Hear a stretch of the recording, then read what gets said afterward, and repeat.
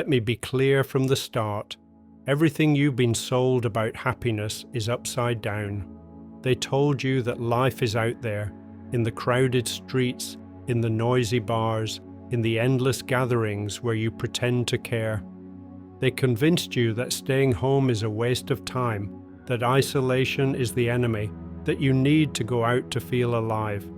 What if I told you they lied? What if the real trap isn't staying in, but going out without knowing why you're doing it? Listen carefully, because what comes next is going to dismantle everything you thought you knew about living. Eckhart Tolle spent 2 years sitting on a park bench, motionless, watching the world without participating in it. 2 years, while everyone rushed somewhere, he simply existed. And in that silence, he discovered something most people will never find, that the outer world is nothing more than a distorted reflection of humanity's inner madness. Every time you go out looking for something, you carry with you the same restlessness you're trying to escape. You change the scenery, but the movie stays the same. Here's the brutal truth. Going out doesn't save you, it distracts you. And distraction is the opium of this era. You move from place to place, accumulate experiences, collect faces, but deep down you know none of it touches what truly matters.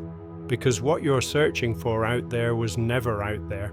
The external world is organized noise, chaos with a name and last name. People run without direction, speak without saying anything, connect without meeting. And you, in the middle of that whirlwind, believe that participating is living. It isn't. Participating without presence is just empty motion, theater where everyone pretends to know their lines. But here comes what no one tells you. The real problem isn't going out, it's going out running away. Most people don't leave their homes to explore the world. They leave to escape themselves. Because being alone, in silence, face to face with your own thoughts, is unbearable. You've gotten so used to noise that silence feels like a threat. How many times have you gone out simply because you couldn't stand being with yourself? How many times have you filled your schedule just to avoid facing the emptiness you carry inside? That's the game, and you play it without noticing. Tolle explained it in a way that cuts like a knife. The outer world is a projection of the inner world. If you look around and see chaos, conflict, superficiality, it's because that's what inhabits you. Humanity has built noisy cities because it can't stand the silence of its own mind. It has filled every second with stimuli because stillness reveals truth, and truth hurts. So you go out, you entertain yourself, you consume experiences as if they were medicine. But the effect is always temporary, and when you return home, there it is again. You, without masks, without distractions, face to face with what you really are. You know what's worst? You've confused living with moving. You think that the more places you visit, the more people you meet, the more events you experience, the more alive you'll feel. A lie. Life isn't measured in kilometers traveled or faces encountered. It's measured in the depth with which you inhabit each moment, and most people inhabit nothing. They just pass through. They're in a restaurant thinking about the next one, in a conversation planning the next outing, in an experience documenting it for social media. They're never where they are, and that isn't living, it's sleepwalking with your eyes open. The external world has sold you such an elaborate lie that you don't even question it, that fulfillment is found in constant action, that staying still is surrendering, that those who stay home are missing out on life. But the truth is exactly the opposite. Those who go out without presence miss themselves, and losing yourself is losing everything. Tolle didn't sit on that bench out of cowardice. He stayed because he understood something very few people grasp, that nothing outside is worth chasing if you haven't first found what you're searching for inside. Here's the trick that separates those who truly live from those who merely exist. Learn to be with yourself without needing to run away. Most people can't spend 10 minutes in silence without feeling anxious, without reaching for their phone, without inventing something to do. That inability to be at peace with yourself is the root of all suffering, because if you can't be at peace when you're alone, you won't be at peace when you're with others either.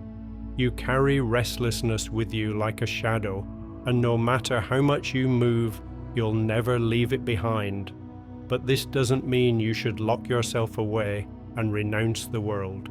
It's not about physical isolation, it's about inner independence. It's about going out from a place of fullness, not from a place of need. When you go out because you need to escape, the outer world becomes your jailer. When you go out because you choose to, from a space of inner peace, the outer world becomes a mirror, not a refuge. The difference is immense, but few understand it. Think about this.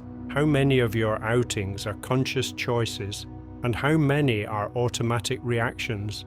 Do you go out because you truly want to, or because silence makes you uncomfortable? Do you seek people because you enjoy their company, or because you can't stand your own? Those questions will reveal more about you than any external experience ever could. And here's the brutal part. Most people never ask them because the answers scare them. The outer world is a masterfully designed circus to keep you busy. Every novelty, every event, every trend is a perfect lure to stop you from looking within. And society celebrates it.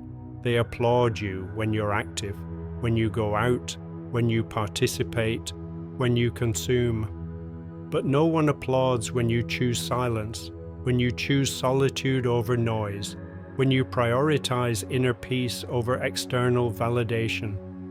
Because the system doesn't need peaceful people, it needs restless people, people who look outside for what they'll never find. Here comes the philosophical part that's going to make you uncomfortable.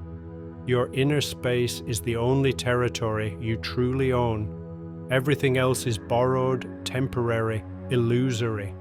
Your home can disappear, your relationships can end, your body will age, but the inner space, that awareness that observes everything without being touched by anything, that is permanent. And most people never discover it because they're too busy chasing shadows in the outer world. Tolle expressed it forcefully. Abandoning your inner space is the greatest act of betrayal you can commit against yourself. Because when you lose contact with that inner stillness, you become a slave to external circumstances. Your happiness depends on the weather, on other people's behavior, on whether things go as you expect. And that isn't freedom, it's dependence disguised as social life. You know what's really ironic? The people who feel the biggest urge to go out are the ones who least should, because going out from desperation only reinforces the desperation. It's like trying to put out a fire with gasoline. But no one tells you this, because the entertainment industry, the tourism industry, the experience industry, they all live off your restlessness. If you found inner peace, you'd stop being a reliable consumer, and that benefits no one except you. So what do you do with this information? Does it mean you should become a hermit and renounce the world? No, it means you should change your relationship with the outer world. Stop seeing it as the solution and start seeing it for what it is, a reflection. If your interior is chaotic, the exterior will be chaotic no matter where you go. If your interior is peaceful, the exterior will be peaceful even in the middle of noise. The key is anchoring yourself in that inner space before you move. When you go out with presence, every experience transforms. The same street that once felt boring now overflows with details you never noticed. The same conversation that once felt superficial now has depth because you are present. It's not the world that changes, you change, and that changes everything. But this requires practice, discipline, courage. It requires that you stop running and start inhabiting, that you sit with yourself without an agenda, without expectations, without needing something to happen. Just be.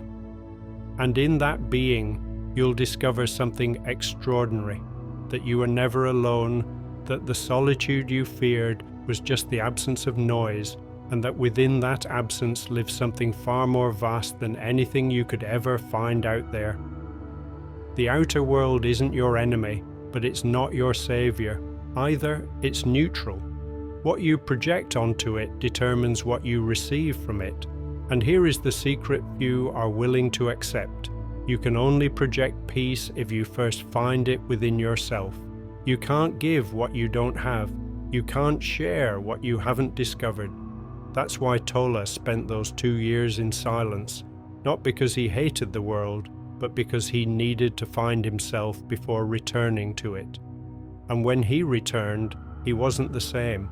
He didn't go out running, he went out sharing. He didn't seek to fill voids, he offered fullness. That's the difference between going out from need and going out from abundance. One empties you, the other expands you. But to reach that point, you must first confront the fear of silence, the panic of being alone, the discomfort of facing yourself without masks. Here's what no one will tell you. The outer world can wait. There's no rush. Life doesn't end if you decide to stay in for a day, a week, a month, exploring your interior. In fact, life might begin there, because what you discover in silence has no price, doesn't expire, doesn't depend on anyone else.